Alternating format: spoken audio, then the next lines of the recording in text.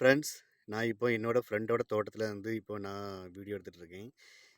என் friend வந்து கேட்டான், "இது என்ன செடி?" அப்படின்னு கேட்டான். "வித்தியாசமான பூ பூத்திருக்கு.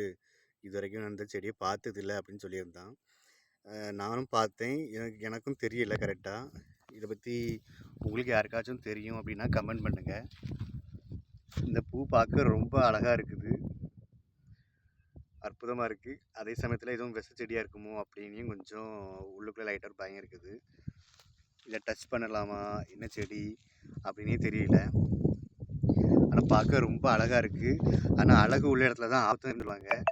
அதனால ஏதாச்சும் விஷ செடியா இருக்குமோ அப்படிங்கிற டவுட் இருக்கு. இது ஏன்னா இதுவரைக்கும் இந்த மாரி ஒரு பூவ நான் பார்த்தது கிடையாது.